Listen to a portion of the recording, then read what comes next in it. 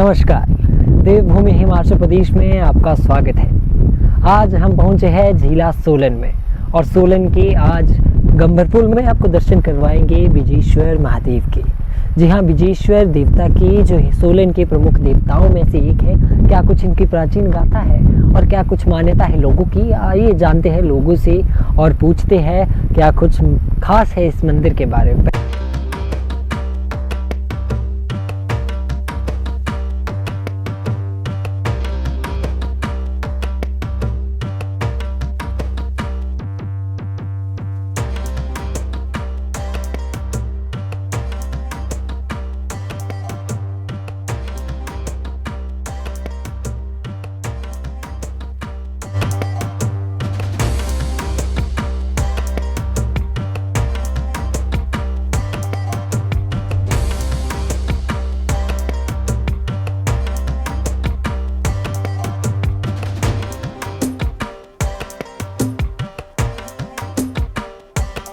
जी हाँ, तस्वीरों में आप देख सकते हैं कितना भव्य यह मंदिर बनाया गया है। यहाँ पर दूर दूर से श्रद्धालु यहाँ पर माथा टेकने आते हैं और ख़ासकर बताया जा रहा है कि यहाँ पर हर 6 महीनों में यहाँ पर साजी के तौर पर भंडारा भी रखा जाता है और देवताओं को बुलाया जाता है और लोग यहाँ पर आते हैं अपनी मनोकामना पूरी करने, अपनी अर्जी लगाने, अपनी तकलीफ़ें साझा करने और माना जाता है कि देवता उनके कार्य को संपन्न करते हैं। चलिए मिलाते हैं पंडित जी से, जानते हैं क्या कुछ खास है इस मंदिर के बारे में।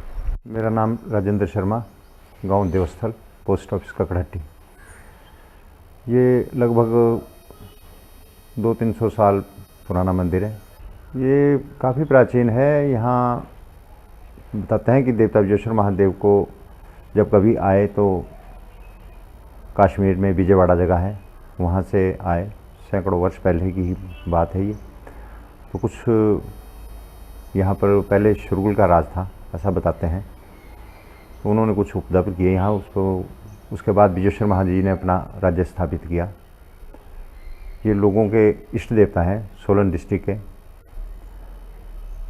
यहाँ पर हर छठे महीने लोग अपना चढ़ावा लेकर आते हैं और यहाँ हर महीने 5 भंडारे होते हैं, संक्रांत को और 4 इतवार को। देवी देवता एक हमारे जो इष्ट देवता, इष्ट कुलजा होती है, वो हमारे एक माँ बापों की तरह हैं। ये जो देवी देवता हैं ये हमारा अच्छा ही करता है। युवाओं का भी मैं नहीं कहता कि इस तरफ को रुझान नहीं है, काफ़ी ज़्यादा युवा भी, और एक परंपरा होती है जिसको हमारे को निभाना पड़ता है। परंपरा वो है कि हमारे बुज़ुर्गों ने, हमारे दादाजी ने की, हमारे पिताजी ने की, हमारे बच्चे करेंगे। हमारे को युवाओं को इससे अवगत कराना चाहिए और मैं देखता हूँ कि जितने भी युवा वर्ग है इधर को काफ़ी ज़्यादा रुचि रखते हैं।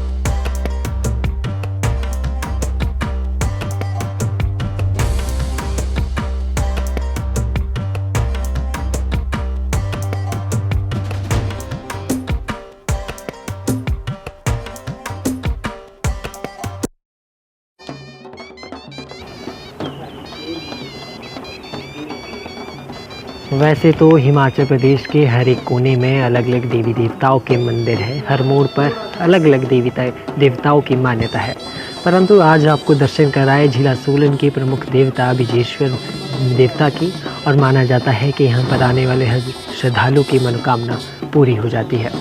इसी प्रकार की जानकारी के लिए बने रहिए फेसबुक पेज के साथ। आपके साथ फ़िलहाल इतना ही साझा करेंगे, आने वाली वीडियोस में और स्टोरी साझा करेंगे और मंदिर देवस्थलों के बारे में आपके साथ जानकारी साझा करेंगे। तमाम जानकारी के लिए बने रहिए अतुल कश्यप के साथ। नमस्कार, जय हिंद, जय भारत। हिमाचल प्रदेश के सोलन जिला की पर्वतारोही बलजीत कौर आज सोलन पहुंची, जहां विभिन्न संस्थाओं के लोगों ने उनका स्वागत किया। आपको बता दें कि बलजीत अन्नपूर्णा चोटी पर चढ़ाई करने गई थी, लेकिन बीच में उनके साथ हादसा हो गया था। जैसे तैसे सिग्नल भेजकर उन्हें सुरक्षित बचाया गया। बलजीत ने बताया कि डगर कठिन थी, लेकिन पहाड़ उन्हें कभी हारने नहीं देंगे। वह उनके हौसले कम नहीं हुए हैं। वह 4 महीने के विश्राम के बाद फिर से पहाड़ों पर चढ़ाई करेगी। यह बात अंतर्राष्ट्रीय पर्वतारोही बलजीत कौर ने सोलन में आयोजित पत्रकार वार्ता के दौरान कही।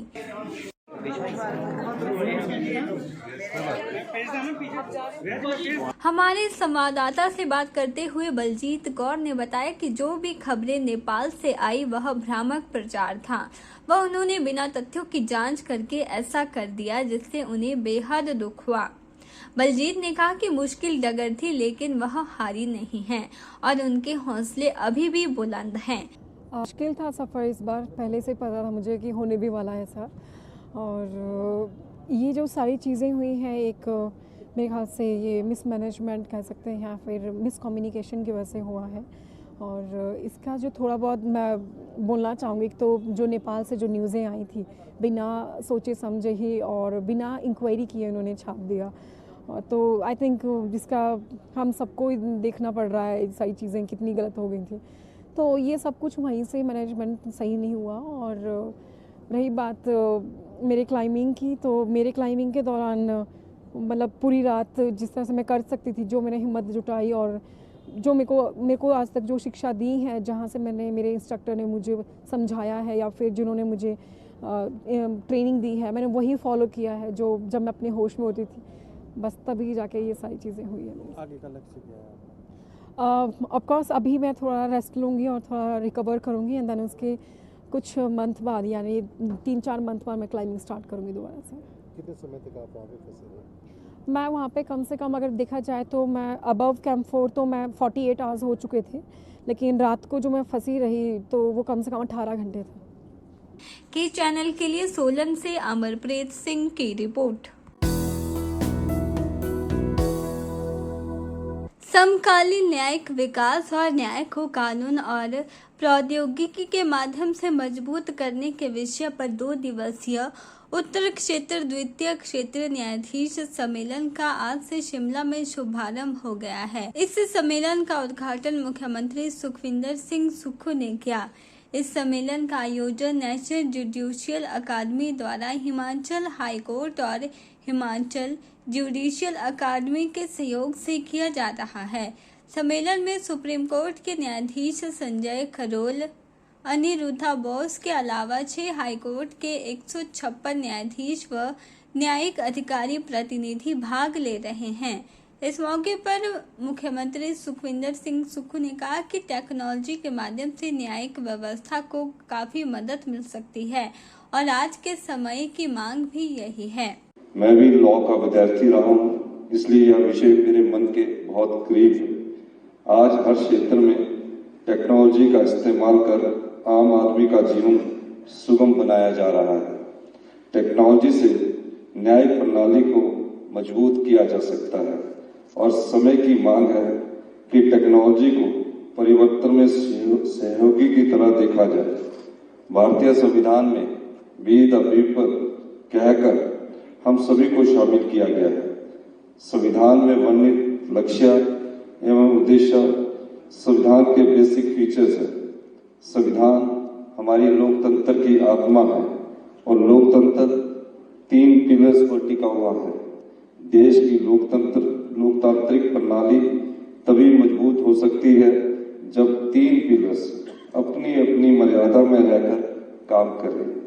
एक दूसरे के कार्य क्षेत्र में दखल अंदाजी लोकतंत्र के लिए ठीक नहीं है। यदि हम आज भी न्यायिक प्रणाली को मजबूत करने की बात कर रहे हैं, तो इसका अर्थ है संविधान को लागू करने के लिए जिम्मेवार लोगों को कहीं आवश्यक इच्छा शक्ति की कमी है। वहीं सुप्रीम कोर्ट के न्यायाधीश संजय खरोल ने कहा कि भारत को विश्व शक्ति बनाने में न्यायिक व्यवस्था महत्वपूर्ण भूमिका अदा कर सकती है। क्योंकि न्यायाधीश लोकतंत्र का मजबूत विंग है। अगर देश आर्थिक रूप से मजबूत होगा तभी हम अंतिम व्यक्ति तक पहुंच सकते हैं। I convey my good wishes for this program. I'm sure each one of us at the end of the day would go back home being better informed, better educated, and having transformed our mindset. I would only say this, and a great votary of independence of judiciary. The topic is contemporary judicial development. It is all telling. We are passing through times. I will not call them turbulent. I would also not call them difficult. But I would call them different for the reason that we are standing at a platform, at a stage. It's a cusp where this nation has to become the superpower of the world. And if this nation has to become the superpower of the world, then definitely we as judges, the strongest wing of the democracy, would have to rise to the occasion.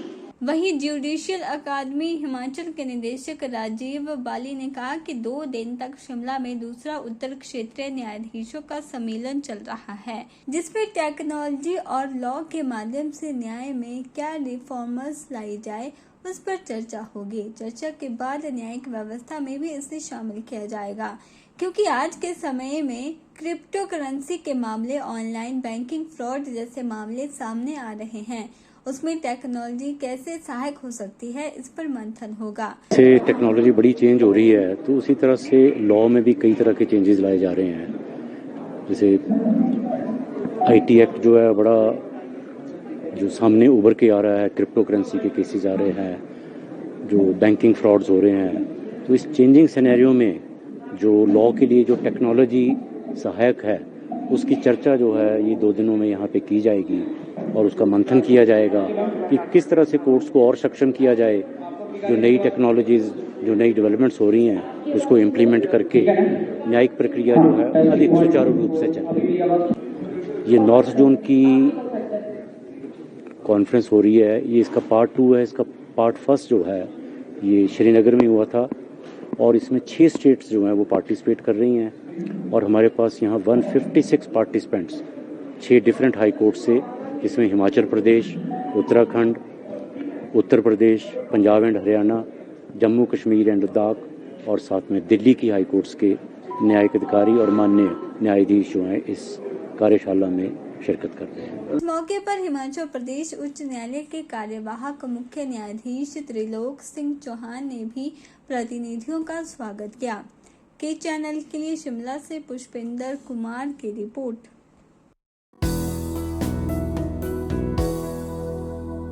नगर निगम चुनाव के लिए प्रचार अंतिम दौर में है। वहीं एक बार फिर भाजपा ने कांग्रेस की सुखविंदर सरकार पर जबरदस्त हमला बोला है। कांग्रेस द्वारा बीजेपी पोस्टरों में प्रधानमंत्री नरेंद्र मोदी की फोटो पर नेता प्रतिपक्ष जयराम ठाकुर ने कहा है कि मोदी के नाम से विपक्षी मित्रों को फिक्र हो रही है, क्योंकि कांग्रेस के पोस्टर में वीरभद्र और डिप्टी सीएम का फोटो नहीं है। जयराम ठाकुर ने कहा है कि प्रधानमंत्री का शिमला के विकास में विशेष सहयोग है। कैबिनेट सब कमेटी में अस्थायी टीचर की भर्ती की प्रपोजल को सीएम ने ही नकार दिया। कांग्रेस ने पहले भी टिकटों पर भर्तियां की है। कांग्रेस की इस तरह के निर्णयों से जग हंसाई हो रही है। व्यवस्था परिवर्तन के नाम पर अव्यवस्था का आलम है। और जिस तरह का रुझान, जिस तरह का जोश देखने को हमको मिला, वो हमारी अपेक्षा से भी बहुत अधिक, और स्वाभाविक रूप से इस बात को लेकर के लोग अब कहना शुरू हो गए हैं। जो निराशा का माहौल सरकार कांग्रेस की बनने के पश्चात इन 4 महीनों में देखने को मिला है, उसका खामियाजा कांग्रेस पार्टी को इस नगर निगम के चुनाव में झेलना पड़े। और मैं इस बात को दावे के साथ कह सकता हूं कि हम जीत रहे हैं और बहुत अच्छी तरह से जीत।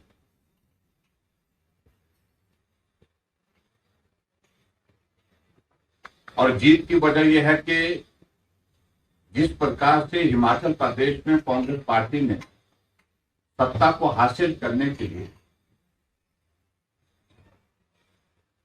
झूठ बोल करके सारी सीमाएं लांघ दी, वो सारी बातें आज की तारीख में बिल्कुल एक्सपोज देश के विकास के लिए रहा।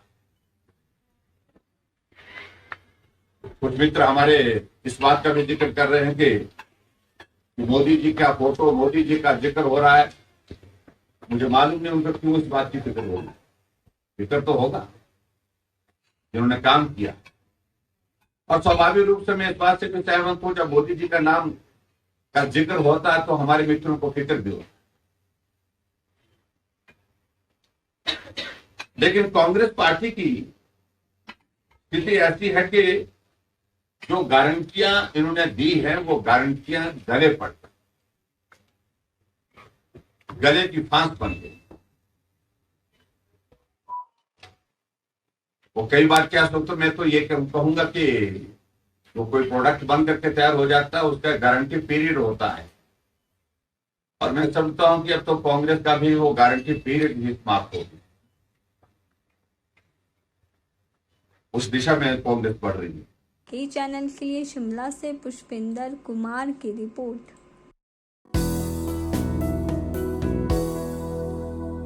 पर्यटन नगरी धर्मशाला के नेताजी सुभाष चंद्र बोस पुलिस मैदान में आज शुक्रवार से 7 मई तक चलने वाले विरासत धर्मशाला फेस्टिवल का शुभारंभ उपायुक्त कांगड़ा डॉक्टर निपुण जिंदल ने दीप प्रज्वलित करके किया। साथ ही हिमाचल प्रदेश के जिला कांगड़ा के खनियारा के कलाकारों की प्रसिद्ध शहनाई वादन से विरासत कार्यक्रम का आगाज हुआ।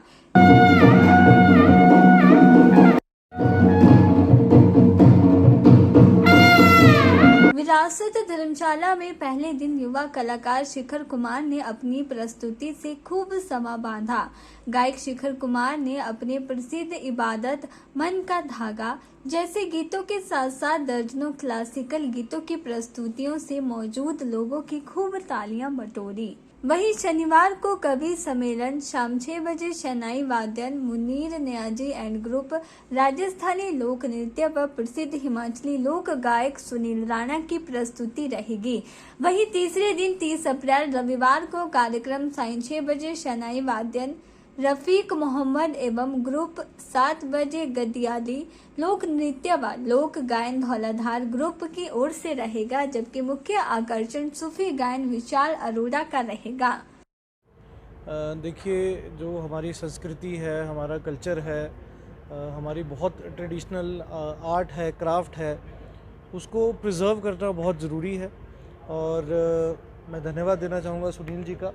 उन्होंने ये जो विरासत ये ऑर्गेनाइजेशन है इसके संयोजक हैं और इन्होंने हमें अप्रोच किया कि यहाँ पर एक जो विरासत का एक फेयर है वो लगाना चाहते हैं, जिसमें हमारे विलेज आर्टिसंस हैं ऑल अक्रॉस द कंट्री, उनकी जो प्रदर्शनियाँ हैं उनमें जो एक सेल काउंटर है वो इस्टेब्लिश किया जाएगा यहाँ पर। और आपको याद होगा कि लास्ट ईयर भी हमने यहाँ पे एक सरस मेले का आयोजन किया था, तो उसमें बाय एंड लार्ज जो थे हमारे जो आर्टिसंस थे वो लोकल थे और स्टेट की तरफ से भी कुछ लोग आए थे, परंतु जो नेशनल स्तर पर जो आर्टिस्ट काम कर रहे हैं, जो आर्टिसंस काम कर रहे हैं, जो हैंडीक्राफ्ट बनाने वाले लोग काम कर रहे हैं, उनकी जो पार्टिसिपेशन है उसमें नेचुरली लिमिटेड रही, क्योंकि वो एक लोकल जो सरस मेला था। परंतु इस विरासत फेयर के यहाँ पे आने से पूरा एक तो धर्मशाला को बहुत ज़्यादा एक्सपोजर मिलेगा। हमारे आर्टिसंस, हमारे स्कूल के बच्चे, मुझे यहाँ पे बताया गया है कि बहुत सारी जो आर्ट है उसमें ट्रेनिंग भी, यहाँ पे वर्कशॉप्स भी कैरी आउट की जाएंगी। तो एक धर्मशाला और ज़िला कांगड़ा के लिए बहुत बड़ा एक एक्सपोजर रहेगा। और साथ ही साथ जितने हमारे आर्टिसंस हैं, हैंडीक्राफ्ट मेकर्स हैं ऑल अक्रॉस द कंट्री, उनको भी एक बहुत अच्छा जो प्लेटफॉर्म है यहाँ पे वो मिलेगा अपने प्रोडक्ट्स को एग्जिबिट करने के लिए, उनकी सेल के लिए। और मैं पुनः धन्यवाद देना चाहूँगा सुनील जी का कि उन्होंने धर्मशाला को चूज़ किया। ये पहली बार है कि विरासत जो मेला है यहाँ पे धर्मशाला के अंदर किया जा रहा है। और जैसे कि पिछली बार भी बात की गई थी कि यहाँ पर संस्कृति को बढ़ावा देने के लिए और भी जो चीज़ें हैं, चाहे वो कांगड़ा पेंटिंग को लेके हो, पीछे अभी लिट फेस्ट के अंदर भी एक जम्बूरी का आयोजन किया गया था। हमारे जो कांगड़ा आर्ट के जो ट्रेनी स्टूडेंट्स हैं उनको भी विभिन्न गवर्नमेंट स्कीम्स के अंदर जो है ट्रेन किया जा रहा है। तो कहीं ना कहीं ये सारे जो एफर्ट्स हैं इससे हमारी संस्कृति को, उसकी प्रिजर्वेशन को एक बहुत ज़्यादा एक फोकस की आवश्यकता है आज के ज़माने में वो मिलेगी। इसके साथ ही धर्मशाला में पहली बार आयोजित किए जा रहे विरासत फेस्टिवल में देश भर के आर्ट एंड क्राफ्ट के कारीगरों का हुनर भी देखने को मिल रहा है, जिसमें गुजराती, राजस्थानी, मध्य प्रदेश, उत्तर प्रदेश, पंजाब, हरियाणा, हिमाचल प्रदेश सहित अन्य राज्यों के कारीगरों की हस्तशिल्प कलाकारी हर किसी को अपनी ओर आकर्षित कर रही है। इसमें राजस्थान के कारीगरों के मिट्टी के बनाए आधुनिक प्रकार के बर्तन हर किसी को अपनी ओर आकर्षित कर रहे हैं। वहीं मिट्टी के बने श्री गणेश प्रतिमा, महात्मा बुद्ध प्रतिमा, घरों, रेस्तरां व होटलों के लिए सजावनी सामान भी मुख्य आकर्षण बना हुआ है। के चैनल के लिए धर्मशाला से ब्यूरो रिपोर्ट।